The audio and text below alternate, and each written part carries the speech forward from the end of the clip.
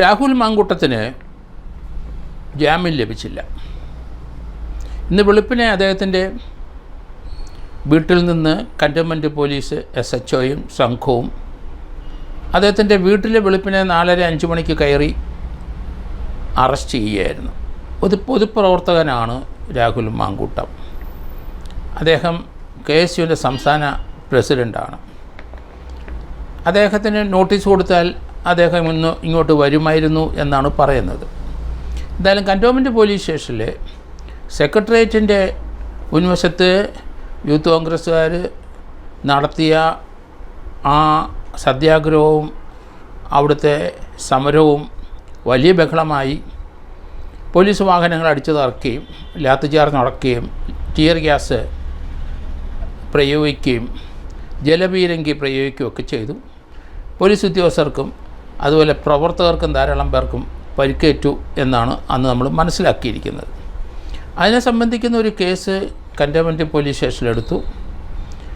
ആ FIRൽ പോലീസിൻ്റെ ഔദ്യോഗിക കൃത്യത്തിന് തടസ്സം അവിടുത്തെ സർക്കിൾ ഇൻസ്പെക്ടറും അസിസ്റ്റൻ്റ് കമ്മീഷണർക്കും അവരുടെ നേതൃത്വത്തിലുള്ള പോലീസിന് അവരുടെ കൃത്യം നിർവഹിക്കാൻ കഴിഞ്ഞില്ല. ഔദ്യോഗിക കൃത്യത്തിന് തടസ്സം FIRനകത്ത് 353 ഇന്ത്യൻ പീനൽ കോഡ് 2 വർഷം ശിക്ഷ കിട്ടുന്ന വകുപ്പാണ് ഇന്ത്യൻ പീനൽ കോഡ്. അതേസമയം അതിൻ്റെ കൂടെ 333 IPCയും കൂടെ ചേർത്തിട്ടുണ്ട്. കൻ്റോൺമെൻറ്റിലെ അവിടുത്തെ SHOയ്ക്കോ ഒരു ഓഫീസർക്ക് ഗ്രീവിയസ് ഹർട്ട് മാരകമായ പരിക്കേറ്റു എന്നാണ് പറയുന്നത്. ആ പരിക്കിനെ അദ്ദേഹം ചികിത്സിച്ചിട്ടുണ്ട്. അതുകൊണ്ട് 331 IPCയും ഈ FIRനകത്ത് ചേർത്തിട്ടുണ്ട്. ഒന്നാം പ്രതി പ്രതിപക്ഷ നേതാവ് VD സതീശൻ, രണ്ടാം പ്രതി 4 പ്രതികൾ സംസ്ഥാന നേതാക്കന്മാർ, രണ്ടാം പ്രതി ഷാഫി പറമ്പിൽ, മൂന്നാം പ്രതി വിൻസെൻ്റ് MLA, നാലാം പ്രതി ഇപ്പോഴത്തെ KSU സംസ്ഥാന പ്രസിഡന്റ് രാഹുൽ മാങ്കൂട്ടം. ഇവർ 4 പേരും കണ്ടാൽ അറിയാവുന്ന 10-100-1000 പേരുണ്ടാവും. ഈ കേസിനകത്ത് ഏകദേശം 22ഓളം പേരെ നേരത്തെ അറസ്റ്റ് ചെയ്തിരുന്നു. കുറേ പേരെ റിമാൻഡ് ചെയ്തു. അതിനുശേഷം അറസ്റ്റ് ചെയ്തവർ പോലീസ് വാഹനത്തിനുണ്ടായ ഡാമേജ് 50,000 രൂപ കെട്ടിവെക്കണമെന്ന് പറഞ്ഞു. അത് കെട്ടിവെച്ചിട്ട് എല്ലാവരും ജാമ്യത്തിൽ പോയി. ഓരോ പ്രതികളെയും അറസ്റ്റ് ചെയ്യുമ്പോൾ 333 IPC കിടക്കുന്നത് അതിൻ്റെ ശിക്ഷ പറഞ്ഞിരിക്കുന്നത് ഗ്രീവിയസ് ഹർട്ട് അത് 10 വർഷമാണ്. ജുഡീഷ്യൽ ഫസ്റ്റ് ക്ലാസ് മജിസ്ട്രേറ്റ് കോടതിക്ക് ജാമ്യം കൊടുക്കാൻ അധികാരമില്ല. 3 വർഷം വരെ ഉള്ള കേസിനാണ് സ്വാഭാവികമായിട്ടും ജാമ്യം കൊടുക്കുക. 7 വർഷം 10 വർഷമൊക്കെ ഉള്ള ശിക്ഷകളുള്ളത് ജില്ലാ കോടതിക്ക് അധികാരമുള്ളൂ. ജില്ലാ കോടതിയും കൊടുക്കണമെന്ന് നിർബന്ധമില്ല. ഹൈക്കോടതിയിലേക്ക് പോകേണ്ടി വരും. പോലീസ് രാഹുൽ മാങ്കൂട്ടത്തിനെ കസ്റ്റഡി വാങ്ങുമോ ഇല്ലയോ എന്നുള്ള കാര്യം ഇനി വരാൻ പോകുന്ന ദിവസങ്ങളിൽ അറിയാം. പോലീസ് ഇന്ന് പ്രോസിക്യൂഷൻ വാദഗതി കോടതിയെ അംഗീകരിക്കേണ്ടി വന്നു. രാഹുൽ മാങ്കൂട്ടത്തിന് ഹോസ്പിറ്റലിൽ അഡ്മിറ്റായി ചികിത്സിക്കേണ്ട ശാരീരികമായ പ്രശ്നങ്ങളുണ്ട് എന്ന് കോടതിയിൽ വാദിച്ചു. കൻ്റോൺമെൻറ്റിലെ SHOയുടെ പരിക്കിൻ്റെ സർട്ടിഫിക്കറ്റും കോടതിയിൽ ഹാജരാക്കിയിട്ടുണ്ട്. അതുപോലെ തന്നെ രാഹുൽ മാങ്കൂട്ടം ഇപ്പോൾ ഹോസ്പിറ്റലിന് വീട്ടിലോട്ട് ചെന്നതേ ഉള്ളൂ. അതുകൊണ്ട് അടുത്ത ട്രീറ്റ്മെൻറ്റിന് അദ്ദേഹം ട്രിവാൻഡ്രത്തെ പ്രൈവറ്റ് ഹോസ്പിറ്റലിൽ വരണം. മാരകമായ അസുഖം അദ്ദേഹത്തിനുണ്ട് എന്നും വാദഗതി കോടതിയിൽ ഉന്നയിച്ചു പ്രതിഭാഗം.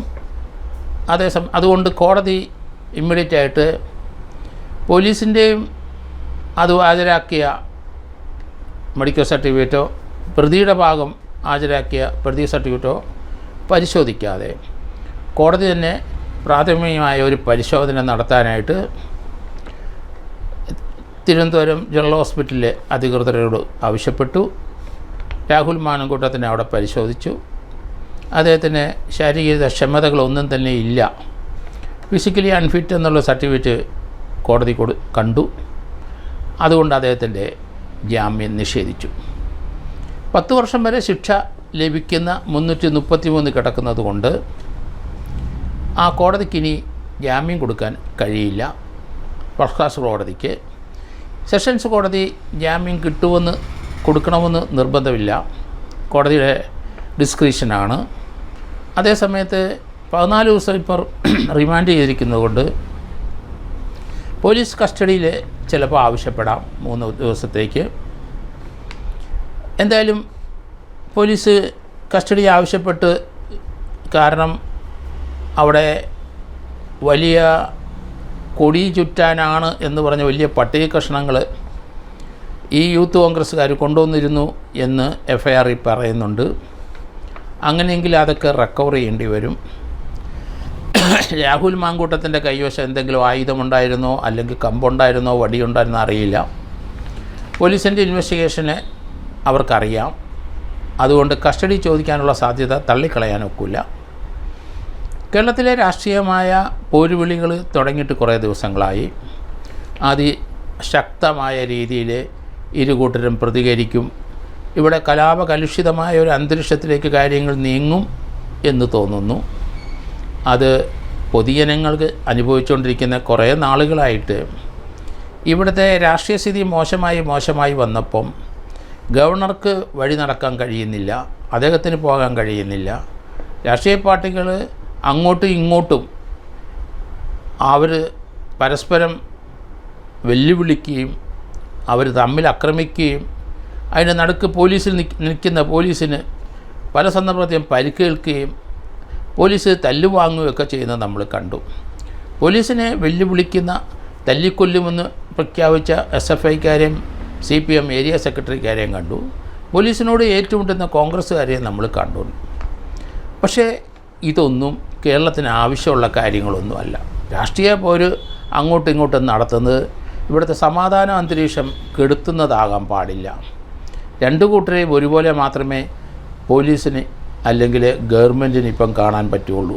പക്ഷേ ചില പോലീസ് ഉദ്യോഗസ്ഥന്മാരും ഗവൺമെൻറ് വക്താക്കളും ഭരണകക്ഷിയെ കൂടുതലും മമത കാണിക്കുന്നതും വെളിയിൽ വരുമ്പം പ്രതിപക്ഷങ്ങൾ തീർച്ചയായിട്ടും കൂടുതൽ അഗ്രസീവ് ആകും എന്നാണ് തോന്നുന്നത്. ഏതായാലും വരും ദിവസങ്ങളിൽ ലാത്തിച്ചാർജും ടിയർ ഗ്യാസ് പ്രയോഗവും കൂടുതലായി വരും. അതിൻ്റെ ഇടയ്ക്ക് ഗവർണറുടെ ചില സഞ്ചാരങ്ങളും വരുന്നുണ്ട്. പൊതുവെ അന്തരീക്ഷം വളരെ കലുഷിതമായിട്ട് തന്നെ എനിക്ക് തോന്നുന്നത്. വരും ദിവസങ്ങളിൽ കൂടുതൽ പ്രകടനങ്ങളും കൂടുതൽ വാക്കേറ്റവും കൂടുതൽ ഏറും ബഹളവും ഒക്കെ ഉണ്ടാകും എന്ന് തോന്നുന്നു. ഏതായാലും പൊതുജനങ്ങൾക്ക് രണ്ടു കൂട്ടരുടെയും പ്രകടനം വളരെ അസൗകര്യം ഉണ്ടാക്കുകയാണ്. അവർക്ക് യാത്ര ചെയ്യാൻ മേല, കുട്ടികൾ സ്കൂളിൽ വയ്ക്കാൻ മേല, ട്രാഫിക് തടസ്സം, റോഡുകളും ഗ്രാമങ്ങളിലെല്ലാം വയലൻസിലോട്ട് ആൾക്കാർ പോവുകയാണ്. രാഷ്ട്രീയപരമായ ചേരിതിരി തിരിഞ്ഞ് വയലൻസിലേക്ക് പോകുന്നതാണ്. ഓരോ ജില്ലകളിലും ചില പ്രാദേശികമായ അവരുടെ ചില നടപടികൾ മൂലം പൊതുജനങ്ങൾക്ക് വളരെയധികം ദുസ്സഹമായ ഒരു അന്തരീക്ഷത്തിലേക്ക് പോയിക്കൊണ്ടിരിക്കുന്ന കാഴ്ചയാണ് കണ്ടുന്നത്. ബന്ധുക്കൾ ഏരിയ തിരിച്ചും അല്ലെങ്കിൽ പഞ്ചായത്ത് തിരിച്ചും ജില്ല തിരിച്ചും പ്രാദേശിക വാർഡ് തിരിച്ചുമൊക്കെ വന്നുകൊണ്ടിരിക്കുന്ന കാഴ്ച നമ്മൾ കണ്ടുകൊണ്ടിരിക്കുകയാണ്. ഏതായാലും പൊതുവായ ഒരു സമാധാന അന്തരീക്ഷം കേരളത്തിൽ ഉണ്ടാകേണ്ടിയിരിക്കുന്നു. മൊത്തം ആൾക്കാർ ഈ തലമുറയുടെ ആ കലുഷിതമായ മനസ്സ് വെളിയിലോട്ട് എടുത്തു കാണിച്ച് അക്രമം വന്നുകൊണ്ടിരിക്കുന്ന കാഴ്ചയാണ് നമ്മൾ കാണുന്നത്.